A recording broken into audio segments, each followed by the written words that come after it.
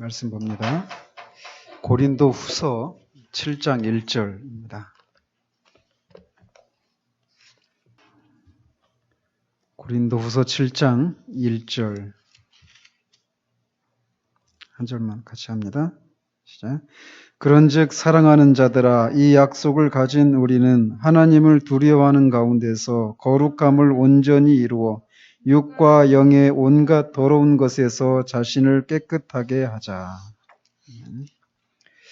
오늘은 철로역정 제48과 복음적 두려움에 대해서 살펴보도록 합니다. 이제 이거 제외하면 4과 정도가 4번 남았습니다. 올해 안에 다 끝날 것 같아요. 지난주에는 지난주와 그 지난주까지 해서 무지와 이제 대화 속에서 그가 잘못된 그런 믿음, 자신에 대해서 또 하나님에 대해서 잘못된 그런 믿음을 가지고 있었던 그런 것을 우리가 살펴보았습니다. 그래서 오늘은 이제 이 무지하고 이제 헤어지고 크리스천과 소망 사이에서 나누는 대화입니다. 문제를 보면서 풀어가면서 말씀을 나누도록 하겠습니다. 내가 꿈속에서 보니 그들은 앞서 걸어가고 있었으며 무지는 몸을 흔들며 따라오고 있었습니다. 그때 크리스천이 자신의 동무에게 말했습니다. 저 불쌍한 사람 때문에 제 마음이 아픕니다. 틀림없이 그는 마지막에 비참하게 될 것입니다. 일본의 크리스천의 마음이 아픈 이유는 무엇입니까? 이미 그 말 속에 답이 다 들어와 있죠. 무지가 가지고 있는 그 믿음이 잘못된 믿음이다 라고 하는 것을 계속해서 설득을 했지만 결국 무지가 이 말을 결국은 거부하고 말죠. 그래서 그리고 그렇게 참된 믿음을 가지지 못했을 때 그의 결국은 너무나 명백한 그런 비참한 그런 결론에 도달하기 때문에 그것을 생각할 때 이제 크리스천의 마음이 아프다라고 말을 하는 것이죠.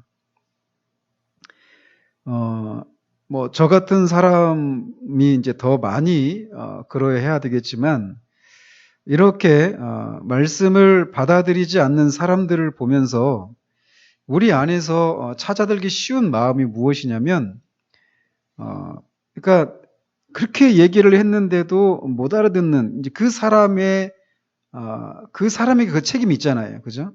근데 그런 것을 보면서 우리가 그의 그런 그 사람을 향해서 우리가 냉소적인 그런 태도를 갖기가 쉽다라는 것입니다. 그러니까 당신이 그렇게 말을 했는데도 그렇게 여러 번 말을 알아듣게 했는데도 결국 고집을 부리고 그것을 받아들이지 않았기 때문에 결국 그렇게 됐으니 당신이 그 일을 당신이 초래한 것이다. 이런 식으로 하면서 우리 안에서 그런 상대를 향해서 냉소적인 그런 마음을 갖기가 쉽다라는 말이죠. 그런 마음들을 우리가 경계를 할 필요가 있습니다. 그래서 저 자신도 이렇다라고 제가 쉽게 말할 수 없지만 그 드와이트 무디라고 하는 그 복음 전도자의 그 설교를 들었던 어떤 사람이 그런 얘기를 했다고 그래요. 그러니까 무디만 지옥에 관한 설교를 할 수 있는 자격이 있다. 그런 얘기를 했다고 합니다. 왜냐하면 무디는 이 지옥에 관한 설교를 할 때마다 울면서 설교를 했다라는 것이죠. 그 말씀을 받아들이지 않은 자들이 처하게 될 그 상황들을 생각할 때 그들의 그 비참함을 생각하면서 슬픔 가운데 울면서 지옥에 관한 설교를 했다고 그래요. 그러면서 이제 그 설교를 들었던 회중 중 한 사람이 그런 얘기를 했다고 합니다. 우리에게도 이런 마음의 자세들이 늘 요구된다라고 할 수 있습니다. 특히 우리가 같이 사는 가족들, 복음에 대해서 한두 번 전하는 게 아니잖아요. 그죠? 수십 년 동안 복음을 전하지만 결국 받아들이지 않는 이런 가족들을 볼 때 우리가 때로는 그런 마음이 들 때가 있단 말이죠. 그러나 그런 냉소적인 마음들, 이런 것들이 들 때마다 우리는 그 마음을 부정해야 될 그런 필요가 있습니다. 그래서 이런 슬픔을 우리가 늘 이렇게 견지하면서 사람들을 대하고 복음을 전할 그런 필요가 요구된다고 할 수 있겠습니다. 소망이 이제 대답을 합니다. 저런 그와 같은 영적 상태에 있는 자들이 우리 마을에는 많습니다. 집집마다 거리마다 있었고 순례자들 가운데도 있습니다. 우리 가운데서도 그렇게 많은데 그가 태어난 곳에는 얼마나 많은 사람이 있을지 생각해 보십시오. 이번에 무지가 태어난 곳은 어디입니까? 그곳 사람들의 특징은 무엇입니까? 무지가 태어난 곳은 어디죠? 자만이라고 하는 도시였습니다. 자만. 그러니까 자기 기만이에요. 그러니까 속는 것이죠. 그래서 그 마을 사람들의 특징은 구원의 은혜가 없음에도 불구하고 자기가 구원의 은혜가 있다라고 하는 사람들이 사는 동네였습니다. 그리고 그 마을에 사는 사람들의 또 특징은 무지와 같이 성경적인 구원이 무엇인지에 대해서 관심이 없는, 그냥 옆에 그 마을 사람들, 그때 그런 얘기 했잖아요. 처음 만났을 때, 무지를 만났을 때 당신 그 좁은 문을 통해서 왔느냐 이렇게 물어봤을 때 그 좁은 문과 우리가 사는 마을은 멀어서 우리 마을에 사는 사람들은 그런 거에 대해서 별로 관심이 없다 하면서 이 새끼를 통해서 들어왔잖아요. 그러니까 그런 얘기를 통해서도 우리가 유추할 수 있는 것처럼 이 무지와 그 마을에 사는 사람들의 특징은 구원에 대한 관심은 있어요. 그러니까 기독교에 대해서 완전히 반대한다든지 아니면은 어떤 무신론자와 같은 그런 태도를 가진 사람들이 아니에요. 그 사람들도 분명히 구원의 도를 들었고 구원받고자 하는 그런 마음을 갖고 있단 말이죠. 근데 문제는 성경에서 말하는 구원에 이르는 동안에 우리 안에서 일어나는 일들이 무엇인가, 또 그 말씀 앞에서 내가 누구이고 하나님은 어떤 분이시고 우리의 선행은 어떤 의미가 있고 예수 그리스도의 십자가에서 이루신 일들은 무엇인가, 그리고 우리가 구원받은 자로서 마땅히 알아야 될 그런 본질적이고 필수적인 그런 진리에 대해서 애써서 알려고 하지 않는 그런 특징을 보이고 있다는 것입니다. 그래서 자기 나름대로의 기독교 생활을 하는 것이죠. 이런 사람이 그 마을에 태어난 사람, 그 마을 사람들, 자만의 도시에 있는 사람들의 그런 특징이다라고 할 수 있습니다. 그러니까 성경적인 구원에 대해서 관심이 없기 때문에 그냥 자기 자신을 당연히 기독교 안으로 들어와 있기 때문에 자신은 구원받은 사람이라고 생각한단 말이죠. 그런 것처럼 오늘날에도 교회 안에 들어온 사람들을 다 구원받은 사람이라고 상정을 하고 그렇게 대하는 이런 가르침들이 거의 대부분인 그런 시대를 우리가 살고 있잖아요. 그죠? 구원받은 사람들은 어떤 사람들인가? 그들에게 어떤 특징이 있는가? 이런 얘기들이 집중적으로 논의되지 않는 그런 시대를 우리가 살고 있단 말이에요. 그래서 회중들의 마음을 절대로 상하게 하지 않으려고 하는, 그들이 마음이 상하고 교회를 떠날지도 모르는 두려움에 사로잡혀 있는 그런 식의 메시지들이 넘쳐나고 있는 시대 가운데 교회 안에 있는 많은 사람들이 이 무지와 같은 자기 스스로 기만당하고 있는 그런 상태가 없는 사람들이 허다하다라는 것입니다.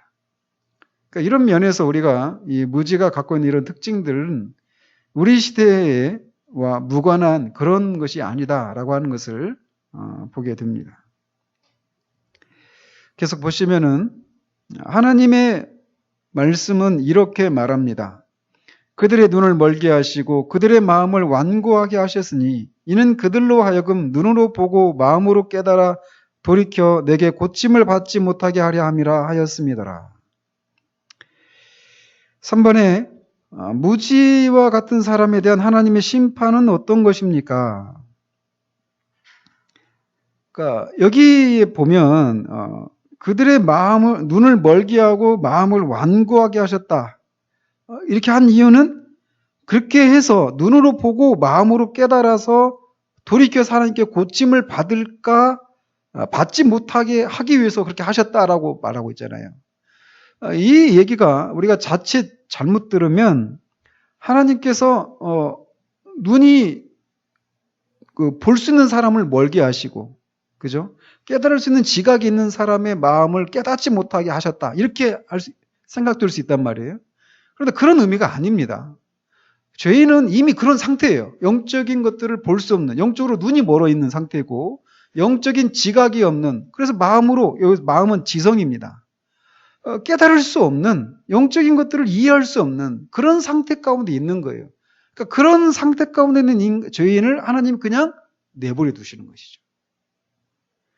이렇게 되지 않으면 반대로 누군가가 구원에 이르는 사람들은 자신이 눈을 떠서 또 볼 수 있게 되었고, 또 마음으로 깨달아서 스스로 구원에 이르는 것처럼, 자신의 그런 노력으로 구원에 이르는 것처럼 해석될 수도 있잖아요. 그죠? 이 반대되면. 그렇기 때문에 이 말을 하나님이 일부러 그 멀쩡한 사람을 그렇게 영적인 지각이 눈먼 사람으로 만들었다, 이렇게 해석을 하면 안 됩니다. 이미 그런 상태가 없는 사람을 그냥 내버려 두신 거죠. 하나님은 이렇게 스스로 자기가 구원받은 사람이다라고 하는 사람들을 그냥 그 상태로 내버려 두신다라는 것입니다.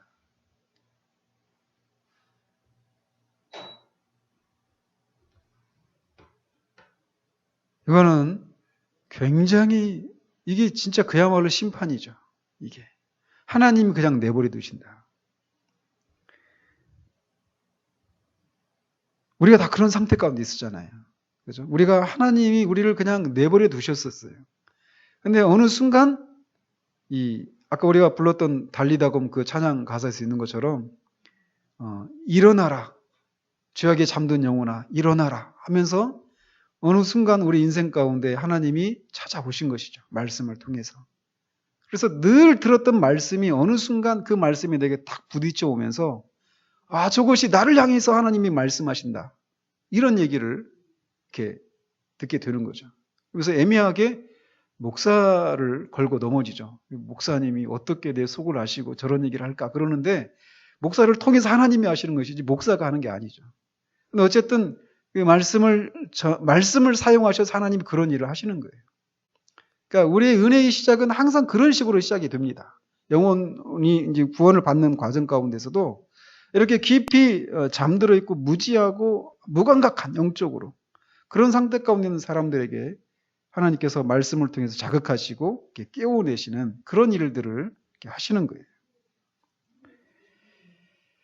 무지에 대한 그런 심판이 바로 그런 식으로 나타난다라고 말씀을 이용해서 하고 있습니다. 당신은 저런 사람을 어떻게 생각하십니까? 당신 생각에 저들은 죄의 질책을 받아보지도 못한 자신들의 상태가 위험하다라는 것을 두려워할까요? 하고 크리스천이 소망에게 묻습니다. 4번에 무지에게는 무엇이 없습니까? 성령에 의해서 죄를 책망받는 그런 일이 없었던 것이죠. 그래서 자신이 이렇게 죄된 상태 가운데 있다라고 하는 것을 보지 못하고 있어요.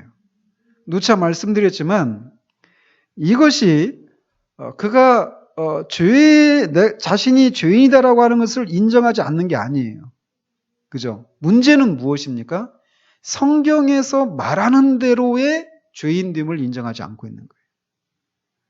그러니까 처음에 봤지만 원죄를 부정하잖아요. 그죠? 자신이 하나님과의 관계가 바르다.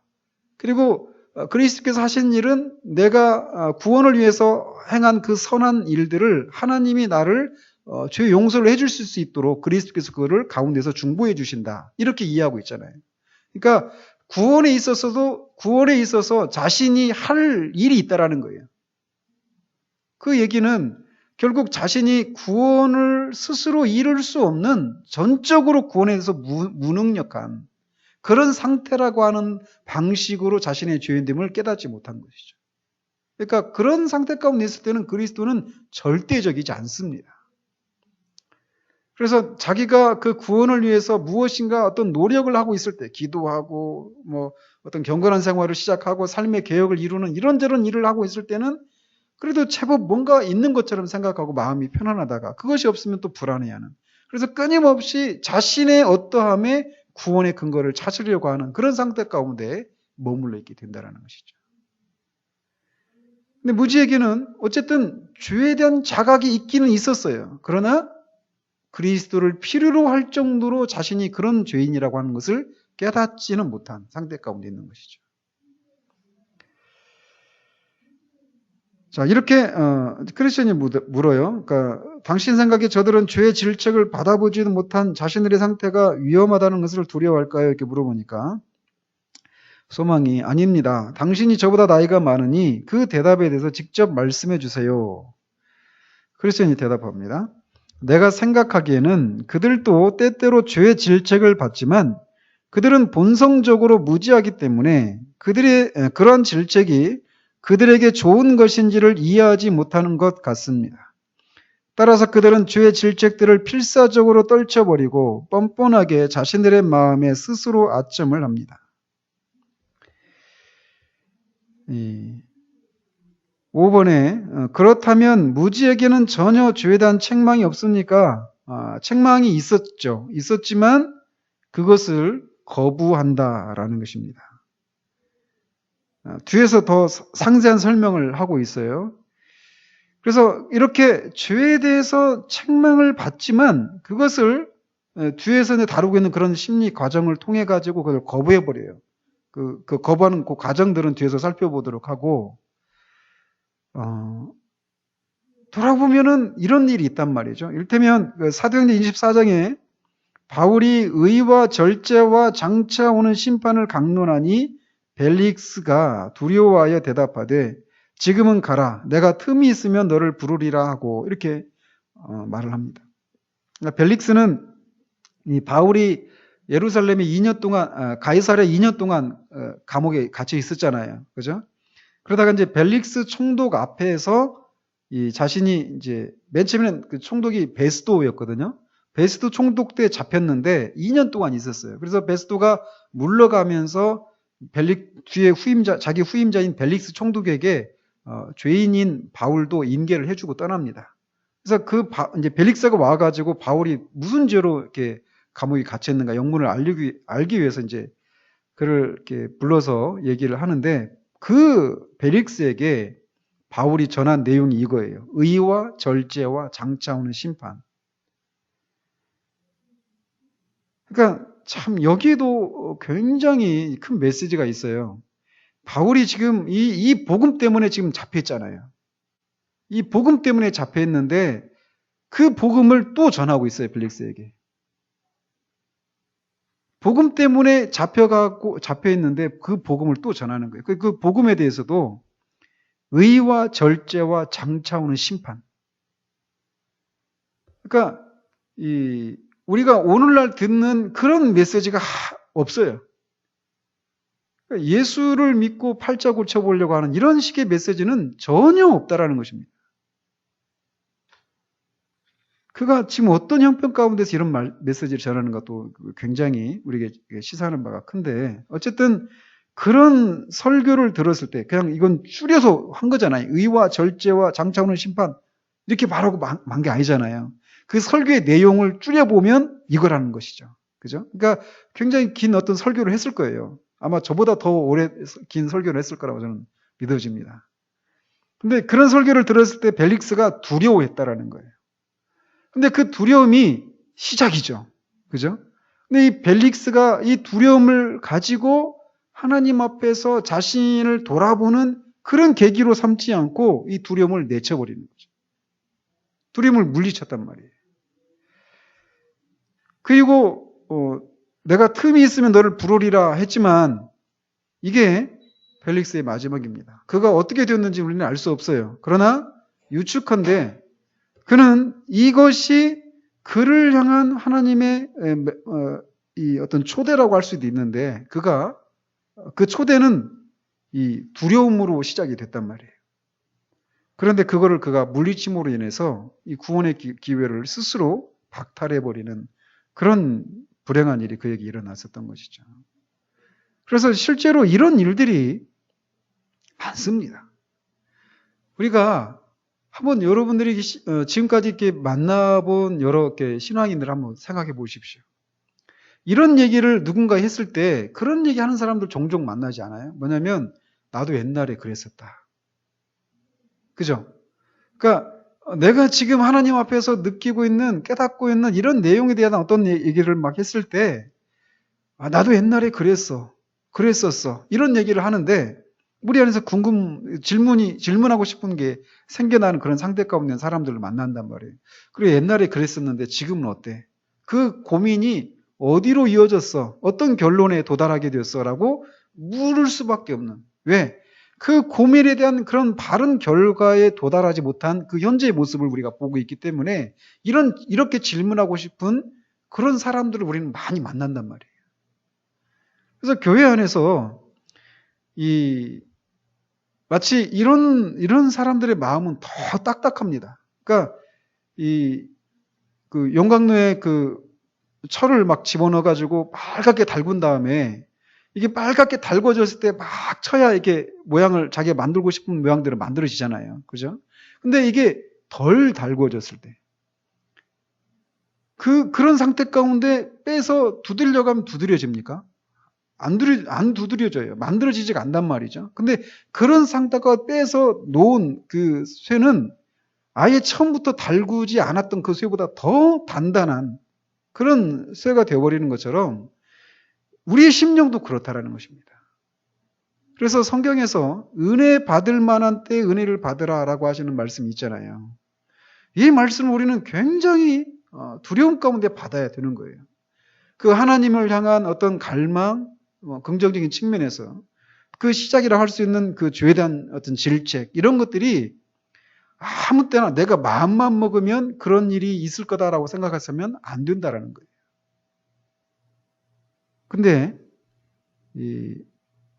지금 현재 이런 구원에 이르지 못한 사람들을 이렇게 들어가 보면 예전에 어떤 식으로든지 그런 어떤 이 하나님과의 관계를 돌아보게 될 어떤 그런 일들이 그 안에 있었는데, 특별히 죄와 관련해서 내가 죄인이구나, 이 문제를 해결해야 되는구나, 이런 생각을 갖게 되었는데 그 문제를 그냥 이런저런 과정을 통해서 그 죄에 대한 그 질책을 거부해버려서 지금은 옛날보다 더 단단한 그런 마음을 가진 사람들이 우리 주변에는 많다라는 거예요. 그래서 무지에게도 그런 죄에 대한 질책이 있었지만 문제는 그가 그거를 필사적으로 떨쳐버렸다라고 얘기를 하고 있습니다. 말씀하신 것처럼 저도 두려움이 사람들의 선을 위해 좋다는 것과 순례길을 처음 시작할 때 그들을 올바르게 하는 것임을 믿습니다. 두려움이 이렇게 작용하기도 한다는 것이죠. 그것이 바로 올바른 두려움입니다. 하나님의 말씀이 이렇게 말하고 있기 때문입니다. 여호와를 경외하는 것이 지식의 근본이거늘. 소망이 묻습니다. 올바른 두려움은 어떤 것입니까? 참되고 바른 두려움은 세 가지 특징이 있습니다. 첫째로, 참되고 바른 두려움은 구원을 위한 질책에서 일어납니다. 6번에 구원에 유효한 성령의 책망은 어떤 것입니까? 먼저 이렇게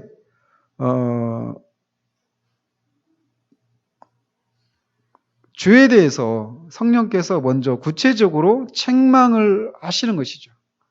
우리 안에 하나님이 받으실 만한 그런 삶을 한 번도 살아보지 못했던 것들에 대해서 깨닫게 하시고, 그 결과 우리가 하나님의 심판 아래에 있다라고 하는 것을 깨닫게 하시는 일을 하시는 것입니다.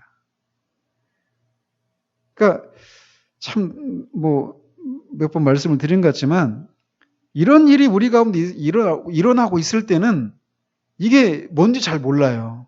누가 옆에서 설명해 주기 전까지는 그게 자신 안에서 일어나고 있는 일들이 무엇인지 잘 모릅니다.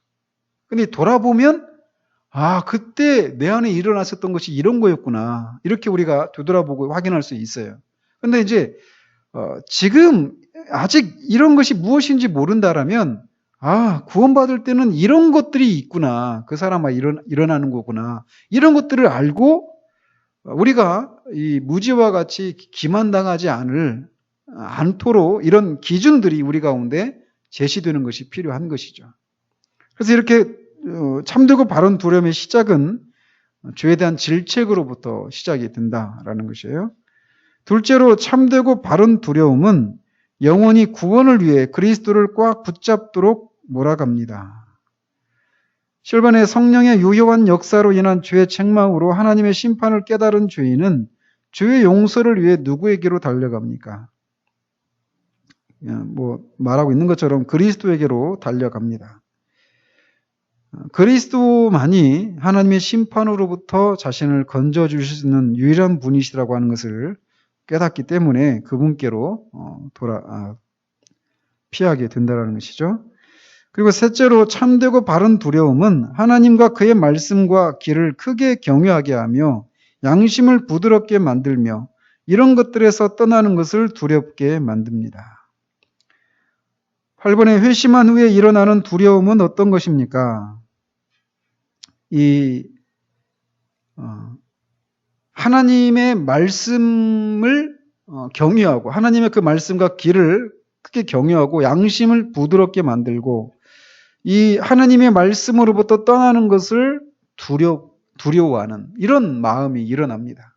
그러니까 두려움으로 시작했는데 또 다른 두려움으로 들어간다는 것이죠. 그러니까 이 처음의 두려움은 심판에 대한 두려움 또는 율법적인 두려움이다라고 할 수 있다라면 이 두려움이 결국은 그리스도께로 피하게 되고 그리스도로 피한 이후에도 여전히 구원받은 자에게는 두려움이 있는데 그 두려움은 경건한 두려움이다라고 할 수 있습니다.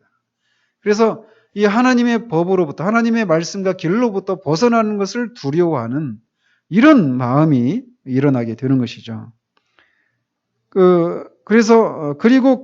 그리고 좌로나 우로나 치우치지 않도록 하며 하나님을 모욕하는 일이나 평화를 깨는 일, 성령을 슬프게 하는 일, 혹은 원수들로 비난하게 만드는 일을 피하게 합니다.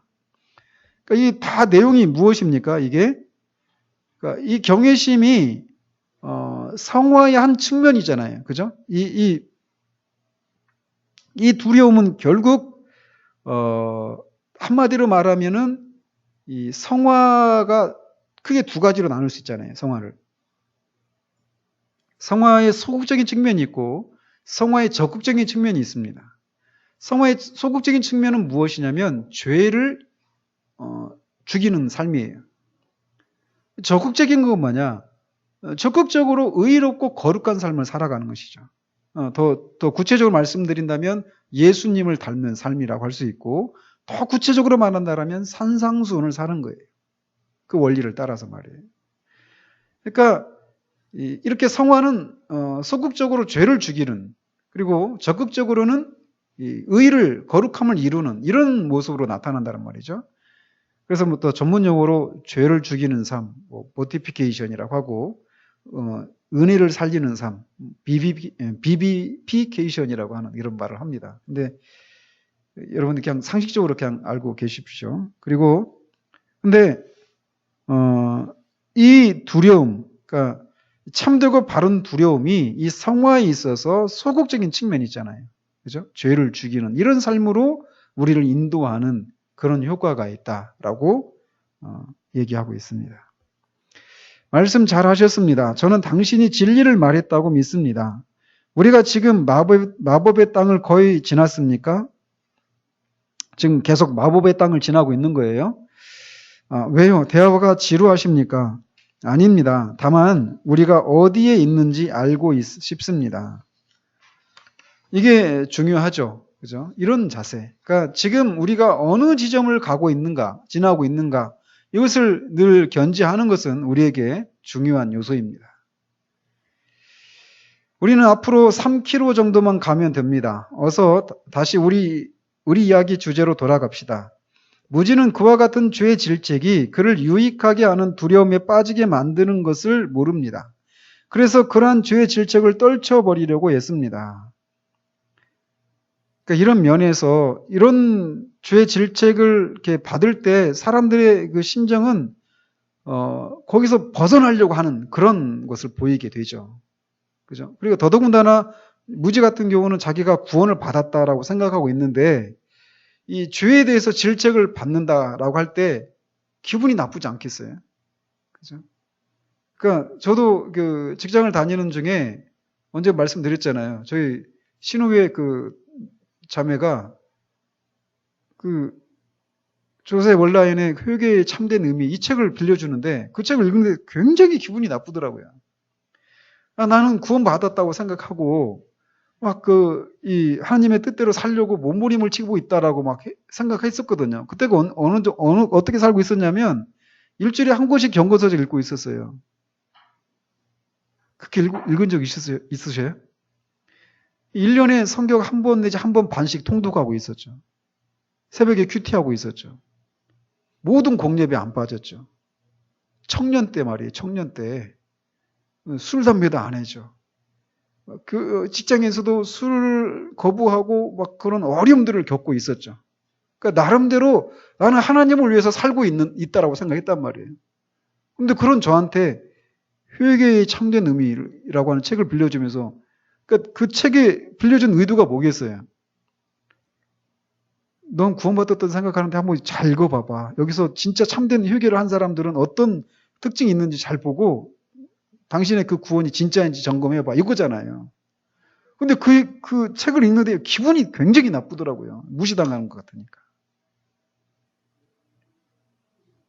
무지가 그랬을 거란 말이에요. 그러니까 아까 오면서 몸을 떨었다 그랬잖아요. 뒤에서. 분노가 치밀어 올랐을 것입니다. 자신이 판단받는 것에 대해서 말이에요. 가장 쉬운 방법이 뭘까요? 떠나는 거잖아요. 그죠? 무지가 이 사람들 앞에 가라고 하고 자기는 뒤에 가잖아요. 그죠? 그런 말씀을 계속 들을 때 고통스럽잖아요. 그럴 때 가장 취하기 쉬운 그 방법이 뭐냐? 그 말씀을 안 듣는 대로 가는 거죠. 그죠? 근데 그게 참 불행한 결과로 이어진다라는 것이에요. 그 두려움이 결국 이렇게 참되고 유익한 그런 두려움으로 이끌어 가는데 그걸 모르니까 그걸 떨쳐버리려고 애쓴다라는 거죠. 그들은 어떻게 죄의 질책을 떨쳐버립니까? 소망이 묻습니다. 이제 이 부분이 이제 가장 중요한 부분인데, 첫째로 그들은 귀신들이 죄에 대한 두려움을 준다고 생각합니다. 실제로는 하나님께서 주시는 것인데 이 두려움이 귀신들이 주는 것이다. 사탄이 이 두려움을 주는 것이다라고 생각한다라는 거예요. 그러니까 사탄이 주는 거니까 당연히 거부를 해야죠. 그렇죠? 그래서 그들은 죄의 질책이 자신들을 멸망시킬 것이라고 생각하고 그것을 거부합니다. 그러니까 정확한 진단이에요. 좀 본연에. 그러니까 지금 이 사람은 자신이 구원을 받았다고 생각하고 있지만 사실은 기만당한 사람들의 경우에 해당되는 거예요. 그래서 이미 구원받았는데 그 심판에 대한 두려움을 갖는 것은 정상적인 게 아니죠. 그죠? 그러니까 이 두려움이 그 배경에 사탄이 있을 거다라고 생각하고 그것을 거부하는 것이죠. 두 번째로 그들은 이런 두려움이 그들의 믿음을 손상시키는 것이라고 생각합니다. 안타까운 것은 그들에게 믿음이 전혀 없다는 것입니다. 그러니까 이렇게 죄에 대한 두려움을 거부하는 것은 이 자신이 구원받은 사실을 믿고 있다라고 하는 것을 흔들어 버리는 것이잖아요. 그러니까 믿음을 흔드는 것이다라고 생각해서 믿음으로 이 죄에 대한 두려움을 거부해 버린단 말이죠. 근데 실상은 믿음이 없는데 그들이 지켜야 할 그런 믿음이 없는데 이것을 거부함으로써 그 안타까운 그 유익한 기회를 얻지 못하게 된다는 것이죠. 셋째로 그들은 아무것도 두려워해서는 안 된다고 생각합니다. 따라서 두려움이 있어도 그렇지 않은 척 가장합니다. 이것도 이제 많이 이런 과정들을 이렇게 지나가게 되죠. 그래서 두려운데 두렵지 않은 척. 근데 그 마음에 이런 두려움이 있는 동안에는 신앙생활이라고 하는 것 속에서 이런 평안함을, 기쁨을 누릴 수가 없어요. 그러니까 그런 상태 가운데 사는 신앙생활이라고 하는 것은 다 위선밖에는 아니죠. 그래서 정말 제가 여러 번 말씀드린 것 같은데 세상에서도 마찬가지고 우리가 신앙생활에서도 정말 중요한 것이 무엇이냐면 정직한 거예요. 우리 자신에 대해서 정직한 거. 그래서 없으면 없는 대로, 있으면 있는 대로. 우리 상태를 정직하게 인정하는 것이 우리가 참된 어떤 신앙의 길로 들어가는데 첫 번째 단계라는 것이죠. 마지막으로 그들은 이런 두려움이 그들의 보잘것없고 낡은 자존심을 손상시킬 것을 염려해서 있는 힘을 다해 질책을 거부합니다. 9번에 오늘날 인본주의 상담학에 근거를 둔 여러 가지 심리치료는 성령의 죄의 책망에 대해 무지합니다. 그래서 그들은 자긍심 원리로 죄의 책망과 질책의 역사를 떨쳐버리라고 권면합니다. 이것은 얼마나 위험한 것입니까? 이 문제가 뭔지 아시겠죠? 그러니까 오늘날 이 상담학에서 말하는 것은 뭐냐면, 여러분 이것을 잘 구분을 할 필요가 있어요. 소위 이제 자존감이 없다 이런 얘기를 많이 하잖아요. 어떤 사람이 자신에 대해서 자존감이 있다 없다, 자존감이 아주 높은 사람이야 또는 아주 낮은 사람이야 이런 얘기를 하잖아요. 그죠? 근데 이 표현이 어떤 면에서는 맞는 표현일 수도 있지만 어떤 면에서는 전혀 맞지 않을 수도 있어요. 그러니까 하나님 자신이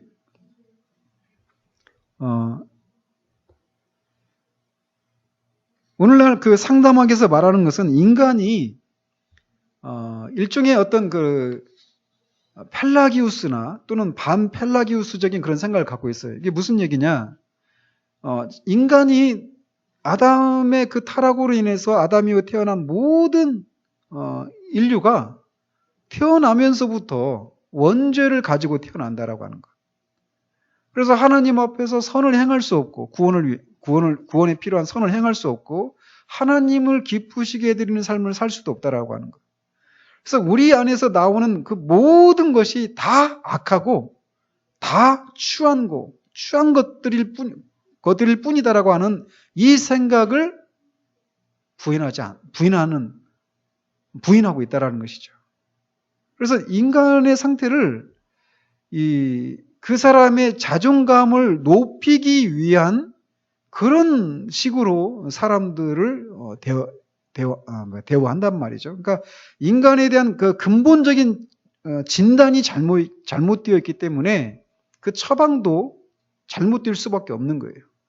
그래서 그 처방이라고 하는 것이 잠시는 우리로 하여금 우리 자신에 대해서 부정적으로 생각했던 이런 생각들을 긍정적인 생각으로 바꾸고 나에 대해서 막 굉장히 나는 이것도 못하고 저것도 못하고 이것도 없고 저것도 없고 하면서 어떤 우리 자신에 대해서 굉장히 부정적으로 생각하는 것들을 이렇게 바꾸려고 하는, 긍정적으로 바꾸려고 하는 이런 생각의 변화를 통해서 그 사람을 이렇게 어떤 그 어려움으로부터 회복시키려고 하는 이런 시도들을 하는데 성경은 그렇게 말하지 않는다라는 거예요.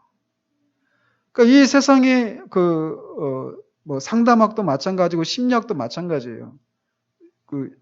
그 심리학 이런 것들이 그 배경에 인간이 지금 현재 우리가 이런저런 모습으로 마땅히 되어야 될 그런 모습이 되지 못한 것은 우리 안에 어떤 그런 것을 어떤 죄의 문제로 접근하지 않는다라는 것이죠.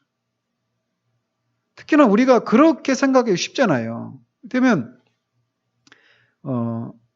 상담학에서는 우리 안에 그 사람의 어떤 지금 현재 어떤 뭐 성격적으로나 뭐 여러 가지 면에서 그 일반적인 그런 사람들과 다른 모습으로 살아가는 사람들을 대할 때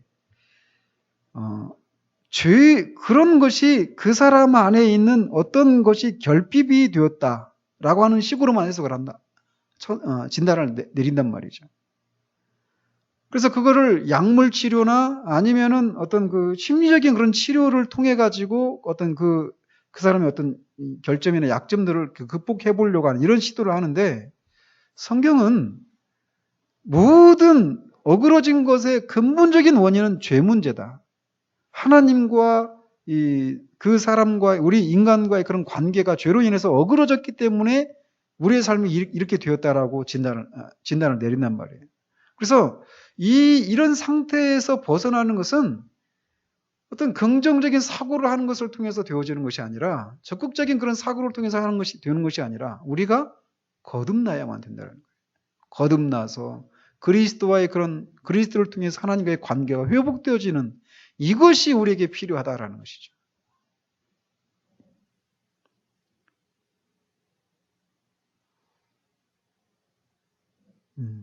근데 오늘날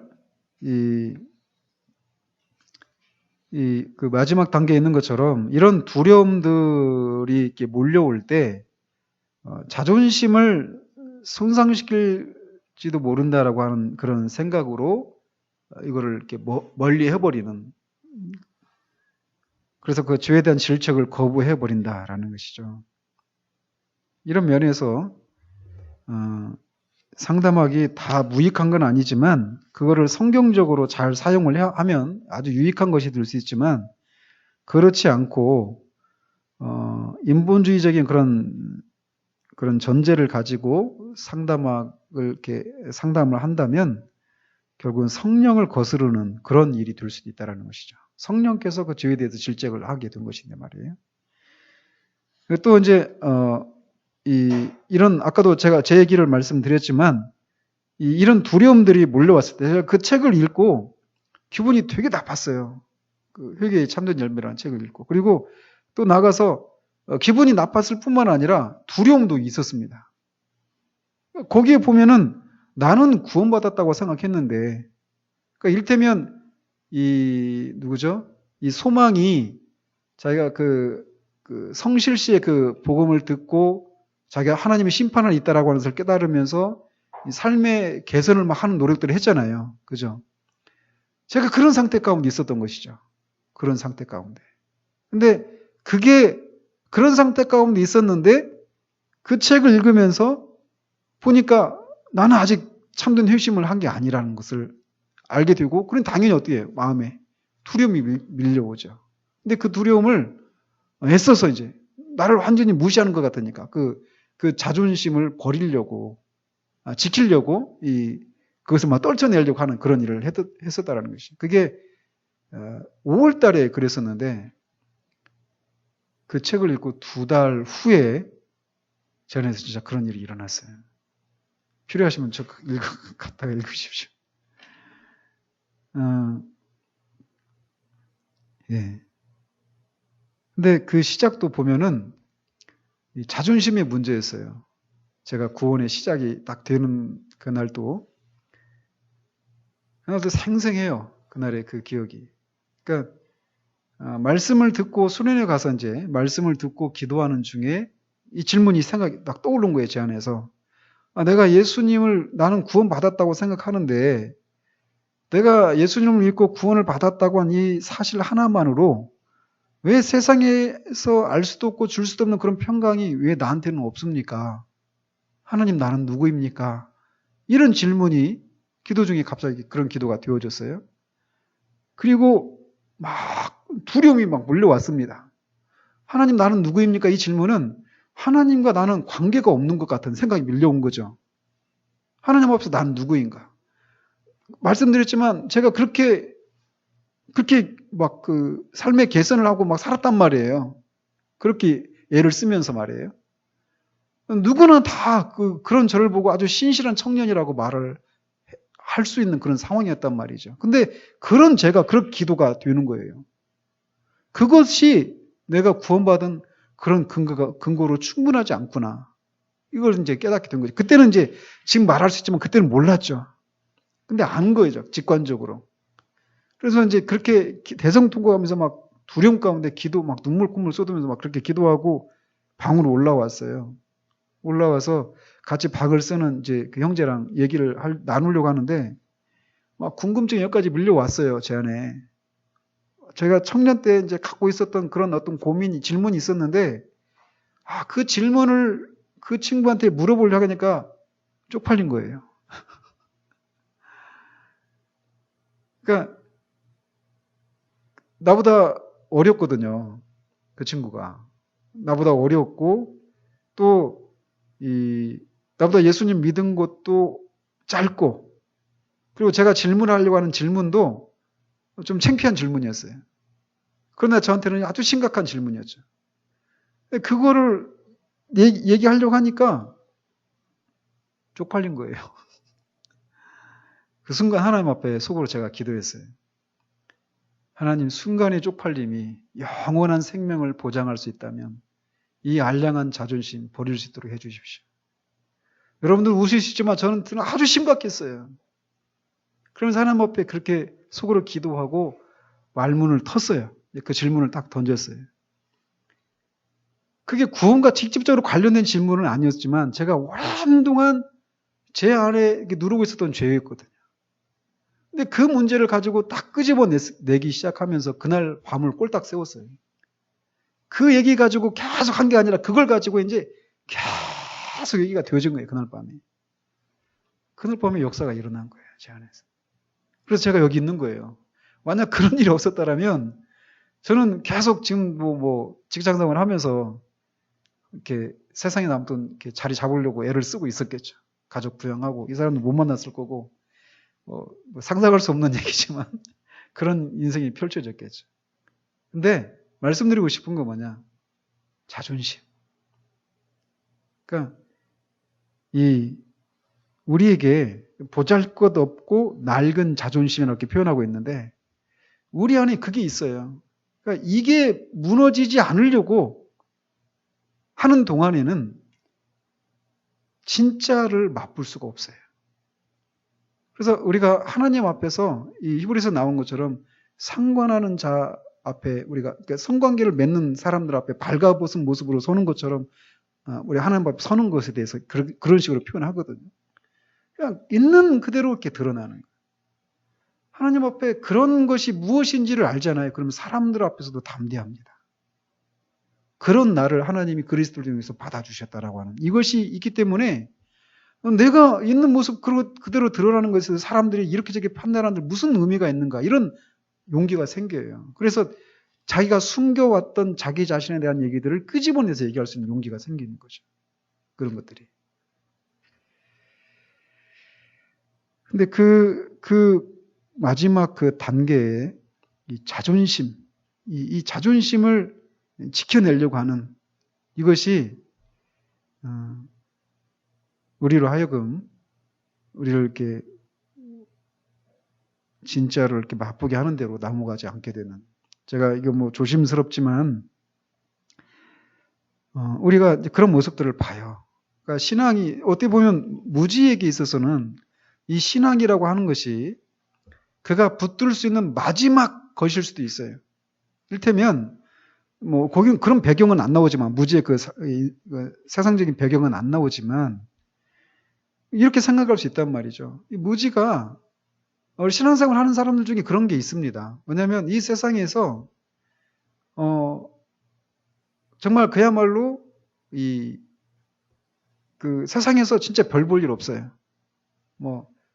여러 가지 면에서 말이에요. 가정 환경도 그렇고 자기의 어떤 그 배경이나 이런 모든 것들이 다 내세울 만한 게 없습니다. 그래서 자신 안에 어떤 자신을 향해서 어떤 그 열등감들을 가지고 있는 사람이 있어요. 많은 열등감을 가지고. 근데 그런 가운데 있는데 그에게 있어서 맨 마지막 붙들 수 있는 게 무엇이냐면 신앙밖에 없는 경우가 있었어요. 그래서 신앙은 뭐냐면 그에게 있어서 그를 지탱해주는 그 무엇이에요. 그러니까 신앙은 그에게 있어서 그의 자존심을 지켜줄 수 있는 다른 사람들한테 내세울 수 있는 마지막 보루와 같은 것이란 말이죠. 근데 그런 식으로 신앙생활 하는 사람도 있습니다. 교회 안에. 그래서 그렇게 신앙에 대한 열심을 내는 것을 통해서 사람들로부터 인정받으려고 하는 거 있잖아요. 왜냐하면 세상적인 그런 것으로는 자기가 인정받을 수 있는 게 없어요. 근데 신앙은 아주 열심을 내는 것을 통해서 그것을 통해서 사람들로부터 아주 믿음이 좋은 사람이다 평가를 받고 그렇게 살아가는 사람이 있을 수 있습니다. 신앙이 그렇게 작용하는 사람이 있어요. 실제로 들은 얘기거든요. 그러니까 그런 상태 가운데 있는데 말씀 앞에 그런 사람에게 이제 말씀 앞에 딱 세워보니까 자기가 자기를 지탱해줬던 자기의 자존심의 최후 보루와도 같았던 그 신앙이 자기가 없구나 라고 하는 것을 깨닫게 됐을 때 그에게 그 충격은 얼마나 클까요? 그건 완전히 마지막 붙드는 거란 말이죠. 근데 그렇게 됐을 때 나 진짜 없구나. 이거를 인정하는 게 쉽겠습니까? 쉽지가 않습니다. 자지러질 것 같죠. 마지막 보루인데 이것마저 무너뜨리면 어떻게 돼요? 그래서 이 말씀 앞에 정직하기가 쉽지가 않은 거예요. 하나님 은혜가 필요한 거예요.